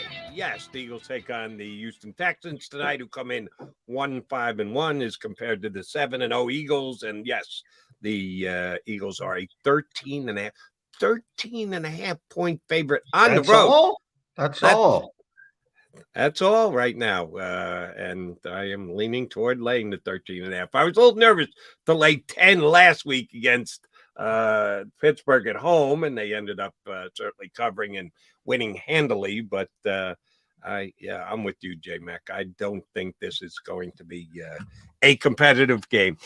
We had our guy Bob Groats up there. We had the hammer up there. What happened? Now I don't know, because I'm doing hotel Wi-Fi, so yeah. Hey, kind of glitchy. I just got hit up for some money from an organization. I told them to call me back after I was done with JAKIB Media, Mac and Mac show. Was it the Jake Bradbury fan club that reached out for a little love and maybe a little? It might have been. It was the police association of somewhere. Yeah. Yeah. Well, you got to do that. You got to put the sticker on the car, Bob. Maybe you get some dispensation, if you know what I mean. That was a warning. Yeah. All right. How you guys doing today? We're doing well, maybe not as well as the Eagles at 7-0. Yeah. I ran this by John early in the game. I need your take on it too. Yeah, Jalen Hurts MVP right now. Okay. We're not going there yet, but right. We'll give you a chance to make your stump speech if you need. But AJ Brown should be the MVP. Yeah. All right. Most improved player, best acquisition of the year for sure, but the MVP we'll see. No, here's what I'm worried about, Bob. Boredom tonight. Boredom. Maybe distraction, wondering what the Phillies and the Astros are doing. Is there any chance the Eagles get up by a couple of touchdowns and then throw it into cruise control tonight, and this game actually plays closer than it should? It might play. It could play a little closer than what it should. But Jalen Hurts is he's pumped up about going back to Houston, and his teammates are too. So I'm pretty sure they all want to get him this win. So I don't think that's going to be much of an issue. As a matter of fact, I think the Eagles are going to score like 30 points. That Texans team, you look at it and you start watching, videos of the past games, and wow, they're hard to watch. They're really hard to watch. Yeah. And starting with the quarterback. I mean, he's an effort guy, but they just don't have much there. So I think the Eagles will be at the top of their game. And I know people think because the Eagles lost Jordan Davis that, maybe they'll be a little more susceptible to the run. That team, the Texans can't do much of anything. So I don't think that's a concern at this point. Yeah, I don't think Jordan Davis being out hurts in this game, Bob. But moving forward, I think it's going to hurt a little bit, especially when the Eagles get against some of these teams with a good running attack who aren't as deficient in other areas as the Houston Texans. Is that fair to say? That Jordan Davis injury, that bothers me a little bit. Yeah, but still not as much as if they lost somebody like, Lane Johnson, Well, yeah. or Jason Kelsey, because they're still a team. But actually, they're better equipped because, look, if you lose a good player, you lose a great player. It's always bad. But Jack Driscoll can play a little bit. Cam Jurgens, I think, can play a little bit. They don't have a replacement for Jordan Davis. They don't have somebody who plays the role that he plays. Yeah, the closest is Marlon Tui Pelotu. You know what? Here's the replacement, or the replacements: Jalen Hurts and AJ Brown, because they're going to put up some points. And then the other team's going to have to play catch up. And really, the Steelers. That was interesting answer by Nick the other day. The Steelers did try to keep running the ball when they were playing catch up, but you saw how that worked. They knew eventually the Steelers would they'd mess it up, and they did. And with that young quarterback, and so I don't think that's going to be an issue, especially not in this game. And going forward, the way the Eagles can score points, that's special. Oh, yeah. Sounds like John doesn't believe in his buddy JG there, who says they've cross-trained everybody on the defensive line. That's why they do all that cross-training, and that they can just plug in guys to replace Jordan Davis. You saw the Eagles defense last season. You see the Eagles defense this season. Now, there's a lot of additions. Hassan Reddick's been great. Bradbury has been tremendous. I'm sorry, Bob. He has. Kaiser White's been very good. Chauncey Gardner-Johnson's a playmaker. There's a lot of additions, but the reason they're in place to make those splash plays is because there's a lot of second and longs and a lot of third and longs. And last season, there were a lot of second and fives and third and threes, and then you're not in a position to do the things to get those splash plays. I've been talking about this since the spring, Jody. I know you haven't. You're trying to make it sound like Jordan Davis is the Eagles MVP. And I think you're tremendously overstating what he brings to the table. He's a domino. He is a domino piece. He's not the MVP, but he's a very important domino. When that domino falls, I don't know about that. You have other issues. So you think Damian Pierce is going to be able to go for 100 tonight? No, not the Texans. Oh, okay. I said not the Texans. I said moving forward past the Texans. But my point is that's not as relevant as it would be if the Eagles couldn't score points. What are they scoring in the first? They're outscoring their opposition like 600-23 in the first half. That's what gives you second and longs and third and longs, because you got to try and get back in the game. And by the way, Gardner here, Lay's having a great year, and the other guy, he's okay. Hey, come on, man. I mean, seriously, he's starting to show his age. What? I don't understand. Did he snub you in preseason or something? No, he's a great guy. He is a great guy. I wish I aged as gracefully as James Bradbury. He is their slowest cornerback, and I'm not the only one who thinks that. Well, that's probably true. All corners can run, so Zach McPherson can run better than James Bradbury, but he can't play better. He can't play corner better than James Bradbury. Bradbury's out there. It's chess, not checkers, right? That's right. And right. and Kyle Schwarber strikes out a lot, but I want him on my team because he hits 50 home runs. Come on, we have to be able to separate. Who do you Can want you play, or do you want to just narrow focus Who do you on want? one part of the guy's Altuve? game who doesn't Yeah. keep him from being tremendous in his position? Who do you want more, Altuve or Kyle Schwarber? You got to think about that one. Yeah. Well, last All one I right, think but my point is that the way the Eagles are scoring points, and I don't see that slowing down. By the way, I mean they're in rhythm, and Jalen Hurts is playing the best he's played, and he's squarely in the middle of that MVP talk, and deservedly so. He's right there with guys like Josh Allen. He's there with guys like Patrick Mahomes. And, there's some other guys, too, around the league that, their teams are having pretty good years. But you look at the record of the Eagles, only unbeaten team. You look at the division, and if you're going strictly by records and you are what your record is, it's the most competitive division in football. So Jalen is squarely in that hunt. That's going to be interesting to see what happens. He's got to maintain, what he's doing now. But I don't see any reason why he wouldn't. Not with guys like A.J. Brown and Goddard and Miles Sanders back there. Yeah, you're right. So let's talk about Jalen, because Brian Baldinger's got a bunch of clips out today. He's been the best deep thrower in the NFL, and you saw it on Sunday with A.J. Brown. You had the shot, 3 shots. The 2 go routes down the sideline, Bob, they were perfect throws.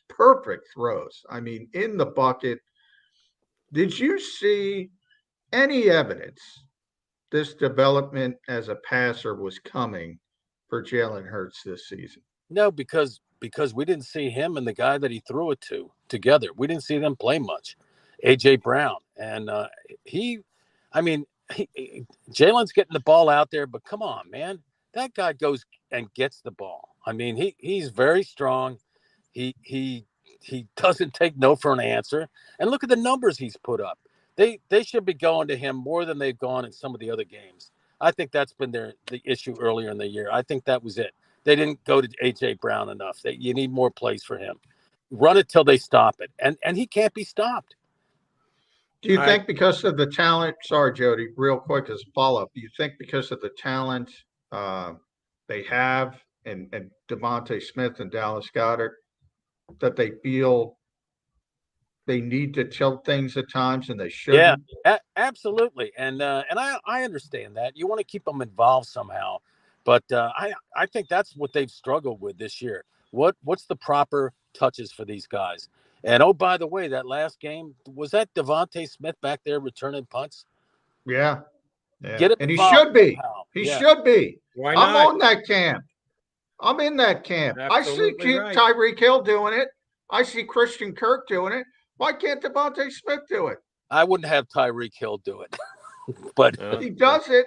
yeah. But I wouldn't have put the quarterback back in the game either after that hit. So, yeah, they No. do differently. Oh, and by the way, Tua's got to be in that MVP competition. Oh, Jody was Yeah. on that.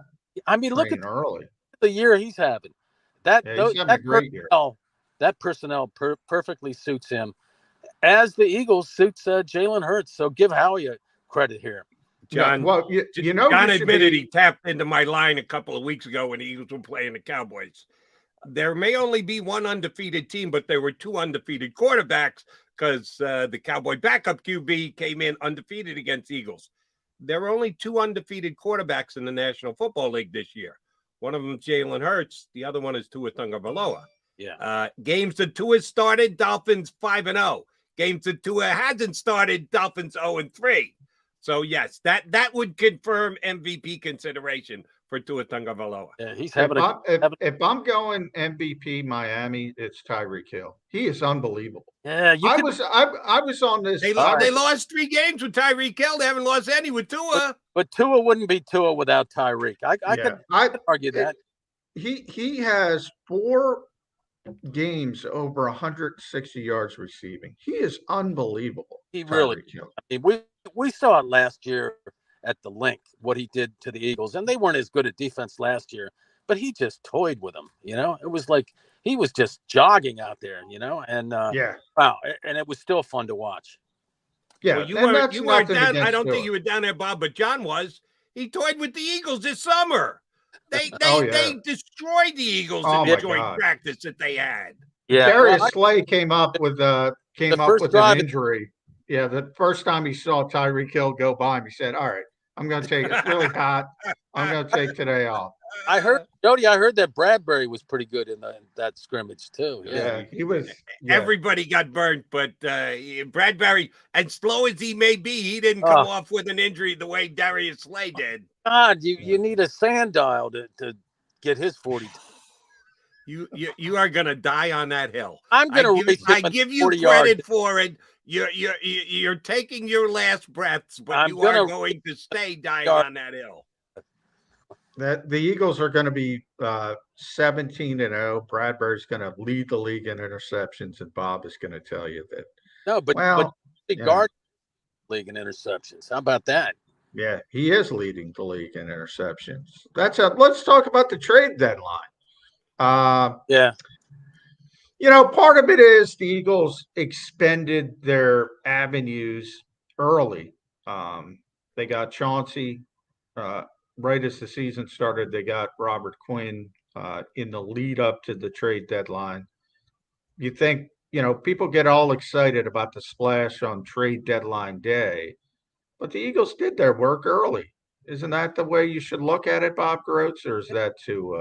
They were shopping for bargains, and they got some bargains. Let's be honest. I mean, Robert Quinn, even if he doesn't have anything left, that's a no-risk deal. You don't have to pay his salary. That's zero risk. That's negative risk. You give him a third day. Wait. Hold on, both you guys. How can it be zero risk? But you also say, well, the Eagles used the draft pick, so they couldn't go out and do other things. Because they're a Super Bowl was contender. A cost. You have to admit that it's a cost because they could have had the picks to use to get somebody else. It's a third day, and they're you got to get a little bit luckier to get like a Jordan Mailata or somebody like that, on the third day. Yeah. It takes a few years to develop. So but also they're a Super Bowl contender. That plays into it. Like if they're a Houston, Texas team, I'll tell you that's the dumbest trade on the planet, even though they gave up nothing for it.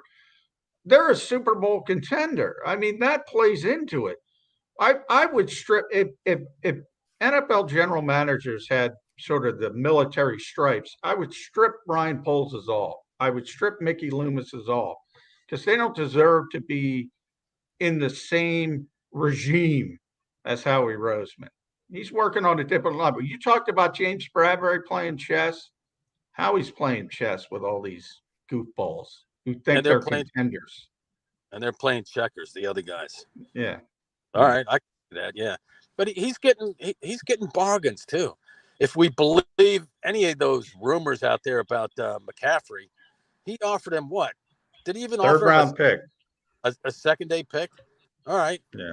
And what did he go for? Not a whole lot more than that. He went. Oh yeah, they got a 2, a 3, a 4, and a 5. Yeah, 4 picks. There's a big difference between 1 pick and 4 picks. Yeah, they got a 2. That was a non-offer offer. Is how I described it by Howie.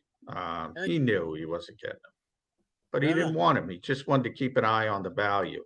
By the way, he's a great player. Now he's always hurt. He might get hurt walking to practice today, but man, is he good.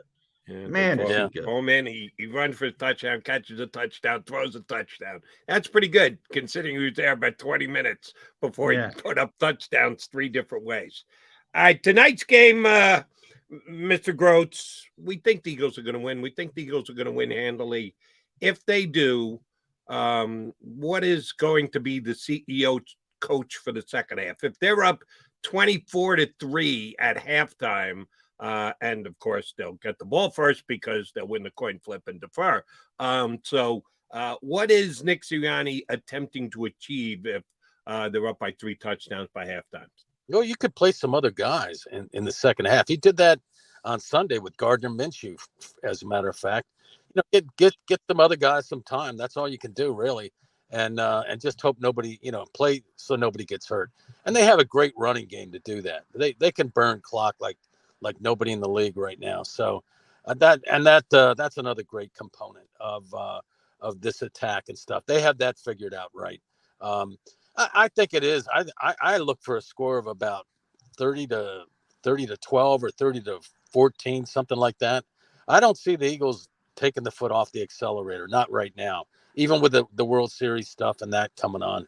So, Hurts, maybe not as many people, sports fans, get to see him make his early case for MVP, but there's going to be a lot of people that see him.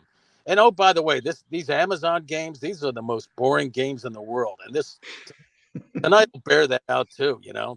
They got they can't do anything about it, but these games are atrocious.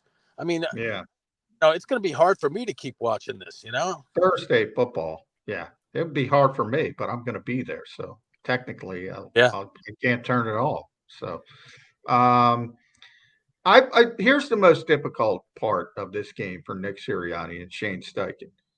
You want to get Jalen Hurts going, involved, throwing the football in Houston. He's excited about it, despite the fact that Jalen never shows excitement about anything. He really wants to play well in this game. But this is the 32nd ranked run defense in the NFL. They're just awful. They can't stop anybody. And what the Eagles still do best, Bob, is run the football. They could just run the football down this team's throat at will, but then that limits your passing game. Is that a kind of a weird problem? Because they want to get Jalen Hurts involved? No, because I don't think they have much of a pass defense either. And that's kind of, people are killing the clock on them the whole second half. Steve Nelson's there, Desmond King, they're playing well. The front seven's not playing well. They don't have much of anything, and they're always playing catch up. So, and you can easily run the ball on that. But I think he is going to air it out. I don't think he can help himself now after throwing touchdown passes last week. No, they're not just going to hand the ball off the whole game. I look for about 2 or 3 easy, and maybe run it for 1. And it's going to come in the first half. That's why I asked the last question the way I did. If they're up 24-3, I think they'll throw it the whole first half. And they'll come out and run it the whole second half because they won't have to throw it because they'll be up by 3 touchdowns. And they'll get 2 more touchdowns running it. Houston is they have real issues, and the coach and stuff. I don't know. I don't think that Lovey's going to be back next year. How do you fire your coach 3 consecutive years? That just makes no sense whatsoever. I have a hard time believing he'll be back, though. They need something down there. They need Jalen Hurts. Yeah. And that was one of the questions I asked John McClain when we had him on the other day. Both of you guys will appreciate it if you didn't hear this yesterday. I asked when the Eagles, and do not kid yourself, Eagle fans, no matter how much you love Jalen Hurts, the Eagles seriously pursued the former Houston quarterback who is now the soon-to-be activated for Cleveland Browns quarterback, DeSean Watson. I said, was it any time Jalen Hurts in the discussion for a trade? Because he's a Houston guy going home. If DeSean's going to be the Eagles quarterback, it probably didn't come up because the Eagles knew that DeSean was going to get some kind of suspension and somebody had to be the quarterback, and they weren't ready to flush the year this year the way that maybe the Browns were. But I just wondered if the Texans had inquired about Jalen Hurts, and sure enough, John McClain stuck to his guns about the way the Texans feel about Davis Mills. He said, never came up. Texans were perfectly fine sticking with Davis Mills. Do you want to know why the Texans suck? Yeah. Because they think Davis Mills is better than Jalen Hurts. Yeah. That's why they're a god-awful organization. Well, there's nothing around him either, but I still agree with you. Yeah. That whole process, John is right. John McClain is right. That the Houston Texans were not interested in Jalen Hurts. And by the way, if Jalen Hurts went down to Houston with that organization, that coaching staff, he wouldn't be the Jalen Hurts he is today. Probably I think it works. I think it works both ways. But do you believe he'd be better than Jalen Mills? Yeah. Davis Mills. Yes. Yes. That's the only point. Yeah. Would he be an MVP candidate with the Texans this year like he is with the Eagles? No chance, no shot. But he'd be significantly better than the Davis Mills, and that's why the Texans are the Texans. That is correct. All right, Bob Groats. Final one from me at Bob Groats. Delco Times. Read them there. I forgot to mention James Bradbury is one of those dark horse MVP candidates too. So now he's doing the reverse psychology thing. Now I'm gonna give our buddy. 4 of us were in a race. Guess who would win? Oh, not even close. Yeah, he's gonna beat me. I guarantee. 6 knee operations. He's gonna always beat me. A pleasure, though, guys. Always a pleasure. Yeah. All right, Bob. One more. I'm not leaving you. You got to answer this one. I got to give your plugs. At Bob Groats, Delco Times. Read them there. There is this viral video going around. I'll give Kevin Kincaid a Crossing Broad. That's where I saw it. Couple Eagles fans. They're shotgunning beers at a tailgate. Guy and his girlfriend. He finishes. He gets down on his knee to propose to her after shotgunning beers. That has to be a Delco couple, right? Is that correct? I don't know, but I don't know how long that marriage is going to last. I think they just met. They just met before the shotgunning of the beers. Well, good luck to them. That marriage will be faster than James Bradbury backpedaling. Yeah, check it out. Check out the video. All right. He's in rhythm now, man. All right. Last question for me. Where the hell you going, Groats? Do you just like sitting out in the car? Because anytime we punch up, you put the phone up in the car, or do you actually have somewhere to go? I am where I need to be, but I'm in the parking lot waiting to get in there. So, and also I'm waiting to. Would you guys take 95 South to get to Houston, or would you take the East-West Turnpike and then go south? What's you are where you need to be. Are we talking a potential happy ending here? Yeah. Is that way? No. Just checking, Bob. Yeah. All right. You got to go. You got to find I-35 South. I don't know how you get there. Go to 66 and go. All right. Go right. Make a right. Because I'm getting conflicting GPS directions. Hurry up. I need the one without the tolls. All right. You still got time to get here. Still got time to get here. All right. Good luck with that. Bob, always a pleasure, buddy. We'll get you back up in a couple of weeks out there in the wilderness, on the roads of America is Bob Groats. We never know where he's going or what he's doing, but he is always out there on the roads. And yeah, he thinks James Bradbury is slow. Somehow it doesn't click in for him that even if you're slow, if the other team almost never completes a pass against you, you're doing your job as a cornerback. How your 40 time becomes completely irrelevant when you're one of the best cover corners in the National Football League. I don't think they're grasping to get Tay Gowan back, but I'm pretty sure Tay Gowan could beat James Bradbury in a 40-yard dash. Mac McCain or James Bradbury? Who wins a 40? Mac McCain. He's right about that. Kerry Vincent, James Bradbury. I'm going Kerry Vincent. Yeah, he's the slowest corner on the Eagles. By the way, the slowest corner in the NFL is faster than most people in the world, by the way. You got that right. Faster than any of the three of the guys who are just here on Birds 365. All right, timeout coming. We come back. Got a couple minutes left to put a bow on the show, including a prediction from both McMullen and McDonald on tonight's Eagles-Texans game. Keep it right here. Go to get your game on. Go for the beers. Go for the cheers. Go for the hit and the hits. Go for the stakes and the stakes. Go to get your parlay on. Go to get your party on. Go for the scene. Go for the screens. Go for the gallery. Go for the win. Go to Ocean. Visit theoceanac.com to plan your visit. Since 1977 at Rafferty Subaru, we have always been about our customers and the community. Early on, a safe and durable option, we've evolved to become the best overall brand according to Kelley Blue Book. Over the last 14 years, we've donated thousands of dollars through the Subaru Share the Love event and found homes for hundreds of pets. The Rafferty family is proud of our 45 years in business. This month, celebrate our anniversary with special financing on select models. Visit us and see why.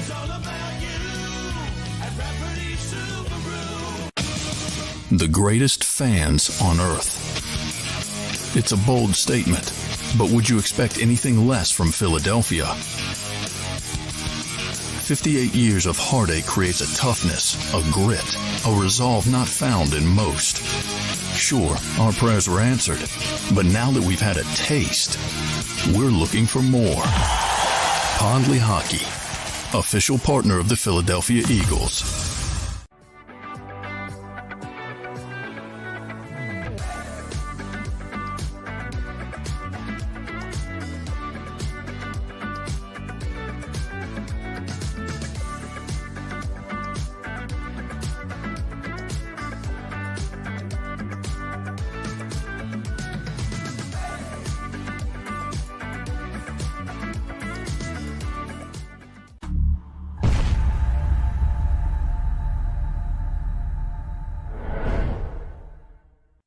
Welcome to Pondley Hockey. We've helped over 100,000 injured and disabled workers obtain benefits, as well as some of the biggest settlements in the state. If you've been injured at work, give Pondley Hockey a call. Philly sports fans, I'm Tom Giordano from Pondley Hockey Giordano. First and foremost, thank you for watching the Pondley Hockey postgame show. But right now, we're giving away tickets to the World Series. Follow Pondley Hockey on Instagram and check out our posts for your chance to win tickets to all 3 Phillies home games. Go Phillies and go Birds.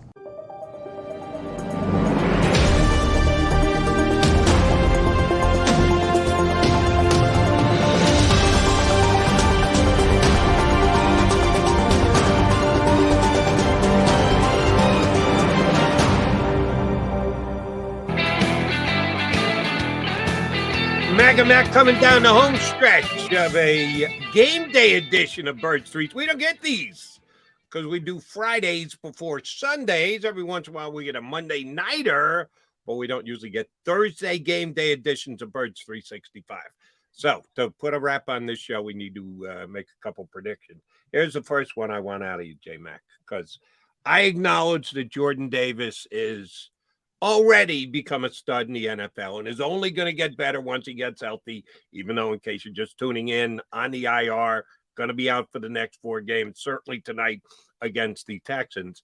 But the way you're explaining it, it seems to me like you're thinking the Eagles' defense is going to be doomed against the run. I'm not sure that's the case. We'll just use average numbers. The starting running back for the Texans tonight is averaging, not his best game, not his worst game. 7 games into his NFL career, he's averaging 77 yards per game. If we set the over-under number tonight at 77, if Jordan Davis is this irreplaceable individual on the Eagles defense, you going over on Pierce getting 77 against the Eagles? Yeah, I'm going to go over. But not, I mean, to me, this game doesn't matter because, the Texans are so bad. They're not going to miss Jordan Davis in this game. That's not what I'm concerned about.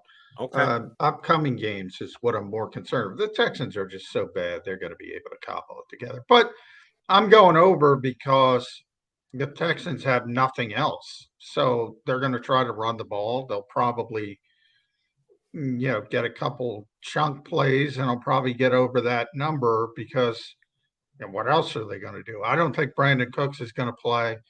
So for that reason, sort of like the bad NBA scorer, somebody's got to score 20. If you're winning 10 games, somebody's still scoring 20.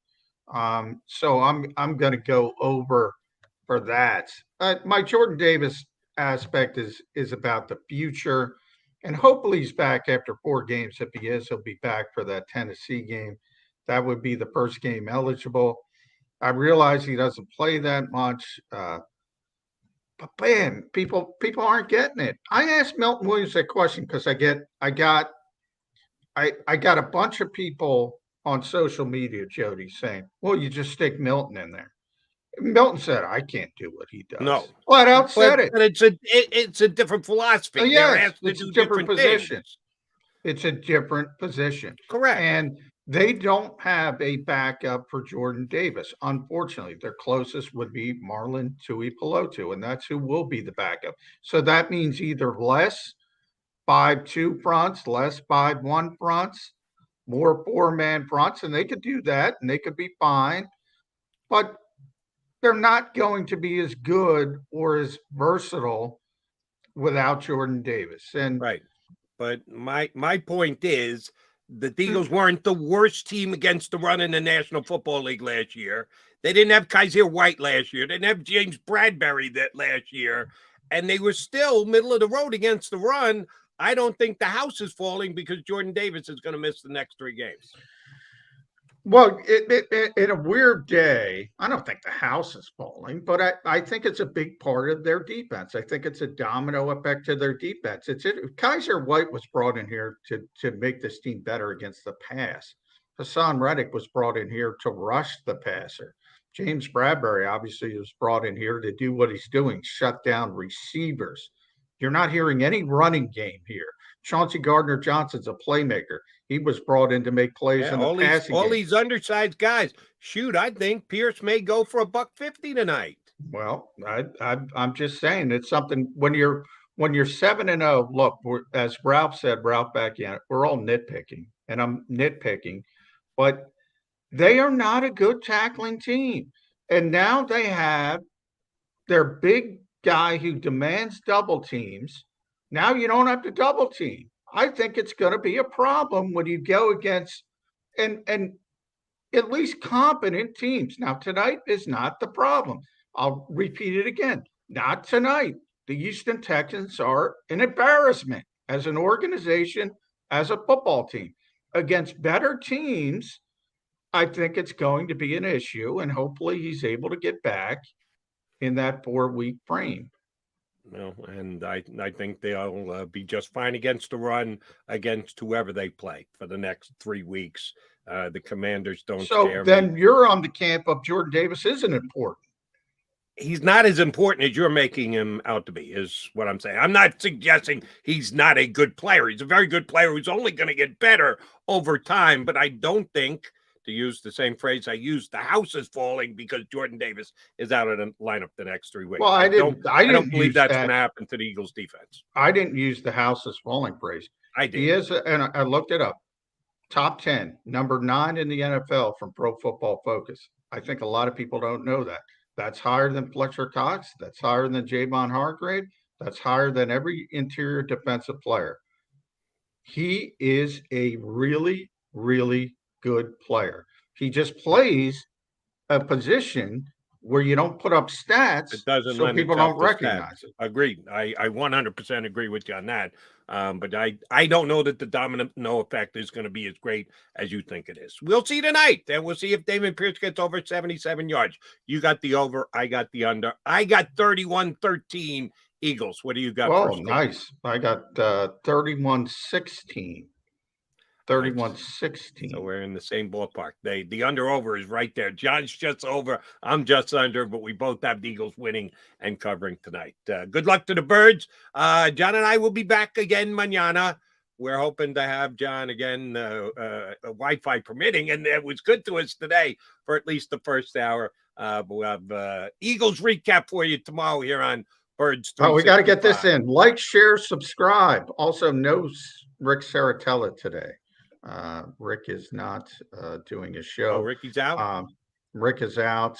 But yeah, I'll be back tomorrow for a while. I got to talk to you, Jody. I got to bail out to get to the airport a little bit early, but I'll be here for the start of the show.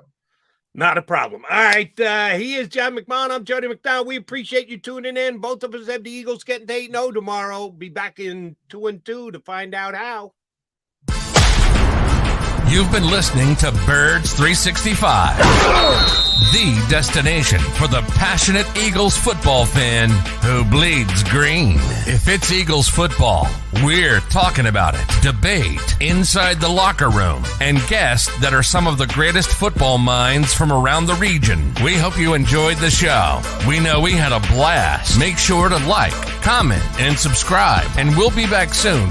But in the meantime, hook up with us on social media at JAKIB Sports. See you next time on Birds 365.